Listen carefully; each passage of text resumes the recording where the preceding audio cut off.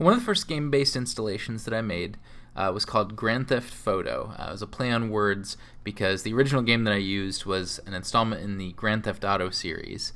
And in this particular installment, you are given a camera that you can use. Now, the game intends for you to use the camera for very specific points, very specific missions where, for example, there's one where you have to kill someone and then take a picture of the body to prove that you did it. But you can pick up the camera anytime and just take it around with you.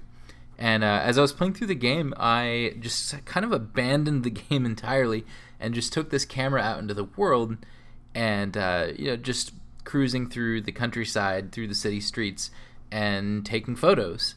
So I wanted to extend that experience of taking photos in a virtual space to people who had never played the game before and convert the game from this violence simulator to a photography simulator. First of all, I made a custom controller that anybody could use. It was a camera body that had motion sensing capabilities and a little screen in the front where you can look through, and it was you're peering right into the game world. And then as you move the camera around, you're changing the perspective in the game. Pressing the shutter, it would then take a photo and save it to the hard drive. The other big difference between Grand Theft Auto and my version was that I modified the game code so that there was no more violence. I took out all the weapons. I made sure that the rest of the characters, the computer-controlled characters in the game, wouldn't harm the player. There was no way to die. It was just purely about capturing visually pleasing images within this big open world. At the end of every day, I would go through and find the best photos that people had taken, that participants had taken. I would pick my favorites, I would print them out as photographic prints, and I would hang them up in the space. And that just kind of further blurred the line between the real world and the virtual.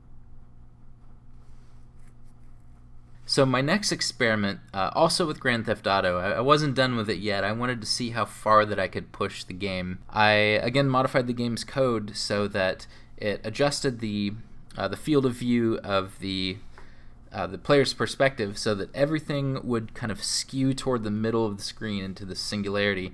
And I also freed that perspective so that you could fly anywhere you wanted to in the world and take these photos, except what you were seeing weren't really recognizable objects. They were just shapes and lines and colors that were just, as you moved around, they would morph into each other and blur. The geometry would layer on top of each other and create these really interesting visual images.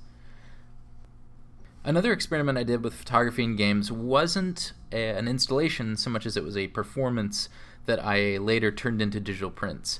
It was in a game called Day of Defeat. It's a multiplayer online game that it's a combat simulator set in World War II, where the two opposing teams play as the Axis and the Allied powers.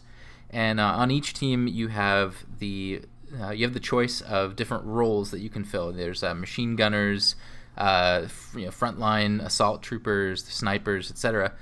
And I started finding myself trying to find different ways that I could play the game. And the most natural to me was I began hiding in corners and peeking out and trying to capture screenshots of the action without actually participating in it. So I realized I was onto something, and so I decided to take it a step further. I modified the game, and I took out the score indicator and the health bars and all the things that would betray that it was a game, and I changed the button that was normally to fire the weapon became a screenshot button. So essentially, your weapon was a camera. So as I was taking these photos, my computer was actually saving the images to the hard drive, and I would process them to look like the famous Robert Capa Normandy invasion photos that were distorted in a darkroom error to make kind of these really surreal, otherworldly images. And so I processed my photos to look like that, which was really fascinating because the graphics don't really... It's very clear that it's a video game, but after I processed them, they started looking more and more like they were actual photos taken on the battlefield. I think the most interesting thing to me about bringing photography into game space is that, at least to me, photography is inherently playful. And by bringing it into games that are generally violent, you're bringing this non-violent creative activity into those spaces is really subversive and funny to me.